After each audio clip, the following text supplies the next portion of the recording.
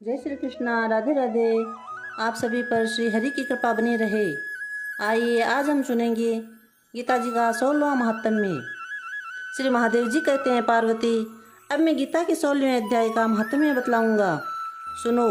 गुजरात में सौराष्ट्र नामक एक नगर है। वहाँ खड़ग बाहु नाम के राजा राज्य करते थे, जो दूसरे इंद्र के समान प्रतापी थे। उनके एक हाथी था जो मद बहाया करता था और सदा मद से उन्मत्त रहता था। उस हाथी का नाम अरिमर्दन था। एक दिन रात में वह ठहात सांकलों और लोहे के खंभों को तोड़ तोड़ कर बाहर निकला। हाथीवान उसके दोनों ओर अंकुश लेकर डरा रहे थे, किंतु क्रोधवश उन सब की अवहेलना करके उसने अपने रहने के स्थान हथिसार को ढहा दिया। उस पर चारों ओर से भालों की मार पड़ रही थी, फिर भी हाथीवान ही डरे हुए थे। हाथी को तनिक भी भय नहीं था। इस कौतूहलपूर्ण घटना को सुनकर राजा स्वयं हाथी को मनाने की कला में निपुण राजकुमारों के साथ वहां आए। आकर उन्होंने उस बलवान दौतेले हाथी को देखा। नगर के निवासी अन्य काम धंधों की चिंता छोड़कर अपने बालकों को भय से बचाते हुए बहुत दूर खड़े होकर उस महाभयंकर गजराज को देखते रहे। इसी समय कोई ब्राह्मण तालाब से नहाकर उसी मार्ग से लौटे। वे गीता के 16वें अध्याय के अभ्यम आदि कुछ श्लोकों का जप कर रहे थे।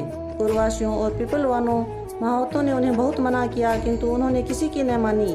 उन्हें हाथी से भय नहीं था, इसलिए वे विचलित नहीं हुए। इधर हाथी अपने फुत्कार से चारों दिशाओं को व्याप्त करता हुआ लोगों को कुचल रहा था। वे ब्राह्मण उसके बहते हुए मद को हाथ से छूकर कुशल पूर्वक निर्भयता से निकल गए।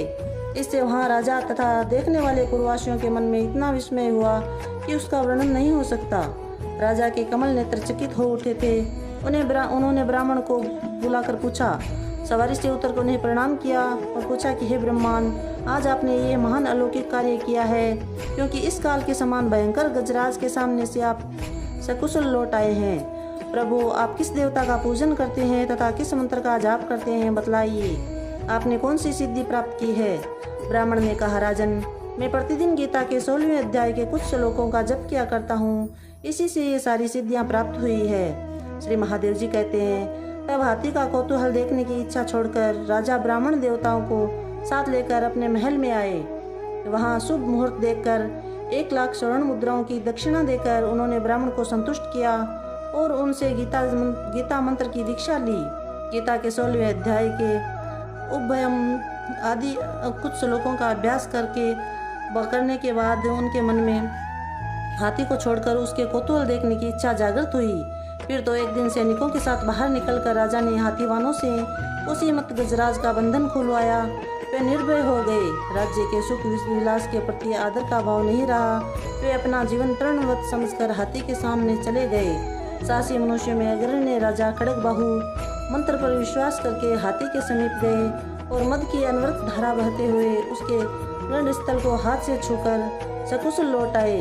काल के मुख से धार्मिक और मुखल के मुख से साधु पुरुष की भांति राजा उस गजराज के मुख से बचकर निकल आए। नगर में आने पर उन्होंने अपने राजकुमार को राज्य अभिषिक्त कर दिया तथा स्वयं गीता जी के 16वें अध्याय का पाठ करके परम गति को प्राप्त हुए। बोले श्री कृष्णचंद्र भगवान की जय। जय श्री कृष्णा। राधे राधे।